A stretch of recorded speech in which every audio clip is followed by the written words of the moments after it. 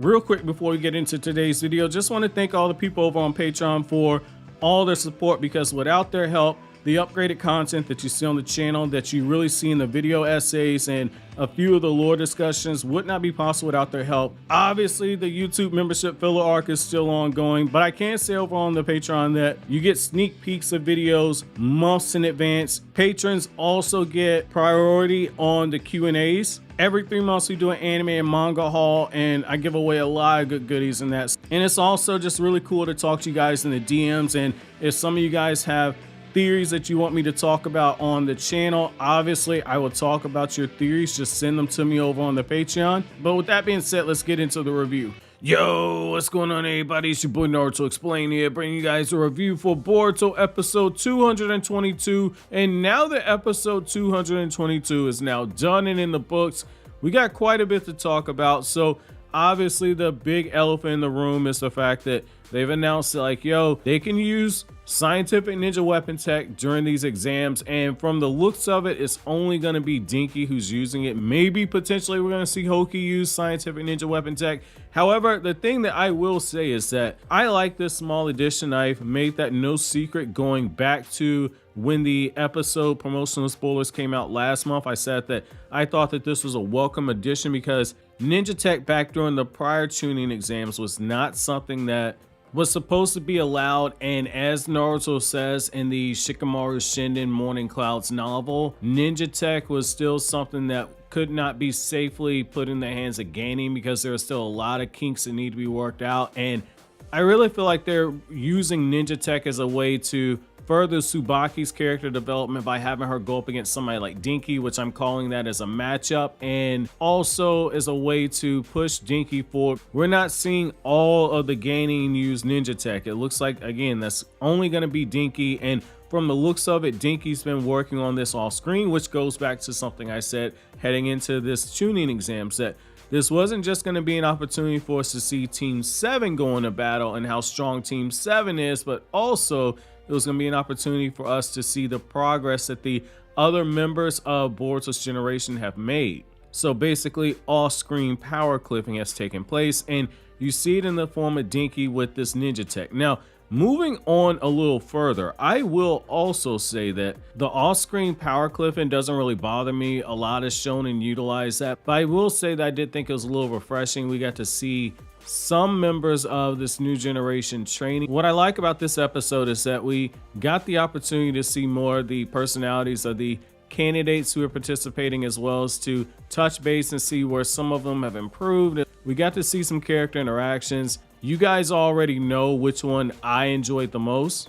The biggest one for me is definitely going to be Sarada and Sasuke, even though it was very brief and it wasn't this super heartwarming conversation like you saw with Shikadai and the other members of Team 10. But the one with Sasuke and Sarada, the reason why I like it is Sasuke, for a second, it's almost like he broke the fourth wall and he was speaking to the audience, because I see so many people saying that Sarada is not more skilled than her father was at her age, and it's been something I've been slamming my head against the wall stating for the last 2 years.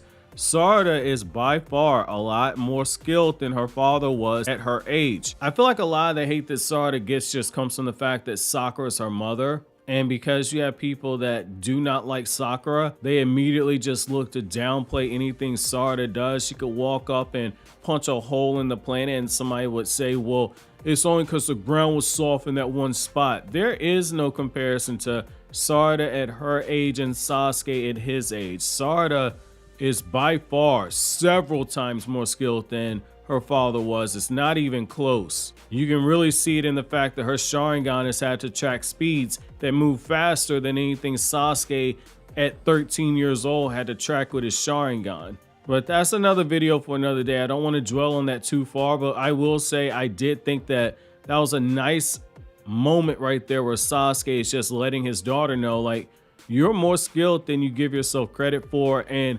Sasuke's advice to her, it isn't anything super fancy. He just tells her that when he went into battle, he was always prepared for whatever the outcome would be.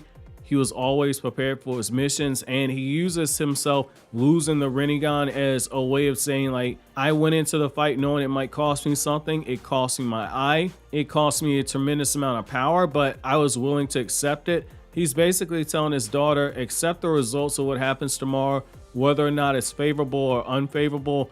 And once again, it's like he's breaking the fourth wall, telling the audience, like, yes, Rinnegan went poke poke, get over it. What I also like about these other interactions is that you see Kawaki and he's telling Boruto, like, hey, don't embarrass yourself. And it's one of those things where you can tell Kawaki really wants to kind of get in on the participation, but obviously because he's a tsundere, that is one of those things where he's like, man, I'm not going to show any emotion, but you know, you seem really excited, so I'm cheering for you, but I don't know what's going on. And it's one of those things where he's saying without saying, I kind of want to be included in everything, but you know, it is what it is. And so I like that you get this moment where they're kind of teasing and setting up the idea that Kawaki does want to become a ninja. It's just that Kawaki isn't necessarily sure if that's something he wants to tip his toe into. So I like seeing that little tidbit there. I also thought that the way that they handled Tsubaki being moved out of the main story was something that was very well done. If you read the manga, you know exactly why they had to do this. And I feel like the perfect way that they're trying to send off her character is to set it up where she's going to battle against Dinky and she's going to get the opportunity to see ninja tech in action, and she's going to take those experiences back with her to the land of iron. And as she takes on that leadership position, as she goes through the grooming and the training for it, she's going to make it a point to explain that the land of iron needs to transition away from Mufune's way of doing things to doing things in the more modern way. So I can see that as a transition moment, and I think that that's actually good writing should they go that route. Now, also when it comes to the character Tsubaki, I like that you did see a little bit of the crack behind the wall with her, in the sense that when she gets that letter from Mifune, Tsubaki almost appears to be a little let down by that. You can tell that she's really gotten used to being in the land of fire. You also see Namida and Wasabi's reactions, and you can tell that, you know, they're not necessarily happy about losing another teammate. But again, if you read the manga, you understand. Now, going into Hoki and the other members of Sai's team, what I like about seeing them is you get the opportunity to get reminded that these are members of the Anbu Black Ops. They answer directly towards Sai. And it's been 65 episodes since we last saw them in episode 157. So I like that during the time when Sai's getting them ready for the Chunin exams, they're all saying, well, you taught us it doesn't matter if we're the strongest person going into battle. It just matters whether or not we're able to get the upper hand and get the win. And I think that you're going to see that level of deception when it comes to Hoki versus Inojin, like I predicted in my video a few days ago. And I like how the moment that they find out that it's a series of one-on-one battles, I believe it's Sarada who turns around and has already taken note of the fact that Hoki has already begun analyzing his opponents. That kid has a photographic memory, and so that's one of those things you have to kind of keep in mind. That's going to be a dark horse through this Chunin exams.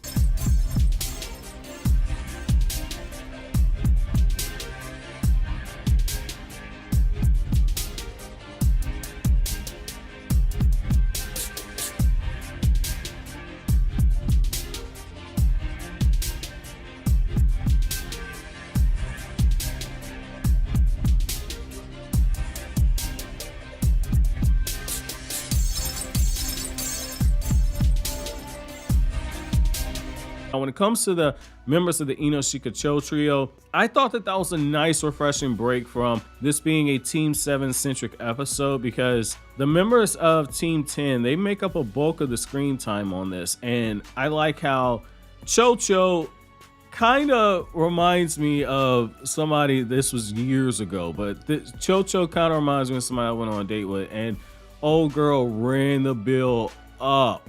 When I'm seeing Cho do that for a second, I got PTSD, and I'm like, man, they don't know what she's getting ready to do.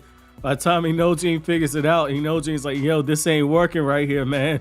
Inojin uses the mind transfer jutsu, and you get this hilarious scene where Inojin is trying to control Cho's body to make her stop eating, but this girl's will to continue eating is just getting so crazy that she's able to resist. It's a nice homage to what you got in part 1, where you had Sakura and Ino. Ino used the mind transfer jutsu on Sakura, and Sakura had that inner spirit that was able to combat her. So I thought that that was kind of funny, and you just see like the crazy expression on Shikadai's face after the fact, and he just drops Inojin like man, you had one job and you failed. I thought that was pretty funny in terms of character development right there and just character interactions. And I like how after the fact, you know, we get this revelation that the whole reason why Shikadai does not wear his Chunin vest is he's waiting until all the members of Team 10 are able to come Chunin. So it gives the viewers something to root for in that respect right there. Now, when it comes to the interactions with the members of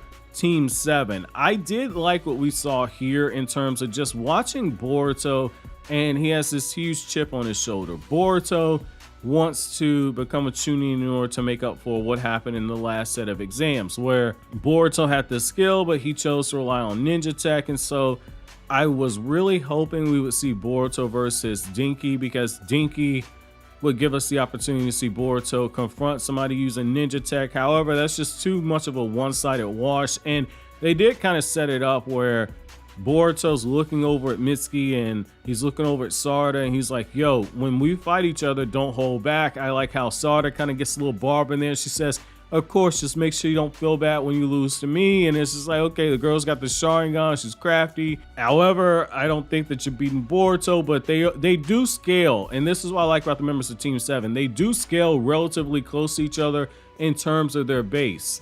It's been this way since the beginning of the series, that they've been somewhat neck and neck with each other. One will excel with the other in terms of speed or his power or in battle craftiness, intelligence. There's usually something that the other one has a small edge over. And so I would like to see Boruto versus Sarada, but I do feel like we're likely going to see Boruto versus Mitsuki. I think that that's going to be the likely scenario. Now, when it comes to Mitsuki, I like how Mitsuki is just kind of taking everything in, and he says, well, you guys want to become Chunin, so there's no point in me holding back either.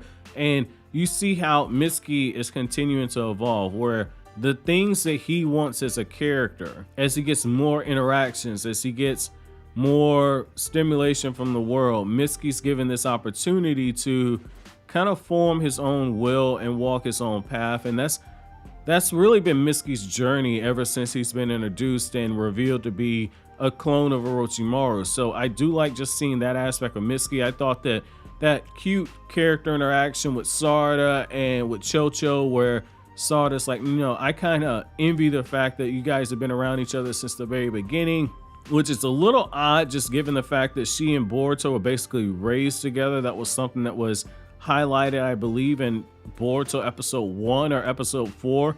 But the fact is that Team 10 does have a special bond. So I do like kind of seeing that moment right there, and how Chocho was wanting to train, and really the reason why she was stacking up on all those calories is with the way that the Akimichi clan's jutsu work, they have to burn a lot of calories in order to use their hidden jutsu, which is the partial expansion jutsu. That's the one drawback to that. It makes sense on why Chocho was doing that, but just seeing the two of them hugged up and laughing and smiling and everything, it kind of reminds me of those early days of Boruto, where you had a lot of new fans who did not know how the Naruto world worked, and a lot of them like, I would love to see Sarada and Chocho on the same team. They're just so fun together. It's like, yeah, no, not happening. Same people wanted Boruto and Shikadai on the same team. It's like, nah, not happening. But in closing, I will say, I did think that this was interesting that, you know, they changed the Chunin exam rules. Before, it was a tournament style, and you know, you have all the battles going through, so each person who won would have multiple opportunities to prove that they're Chunin, and then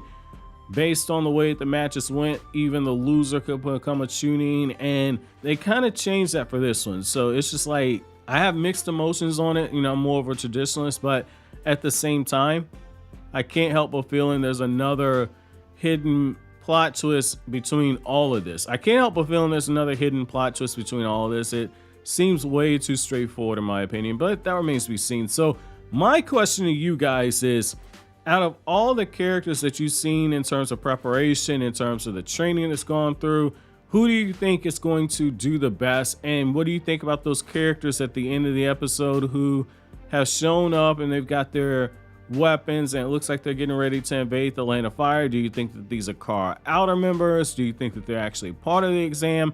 Let me know down in the comment section below. But as always, guys, if you like anything I had to say, don't forget to comment, rate, subscribe, and share. Thank you so much for watching all the way to the end. Have an awesome day, guys.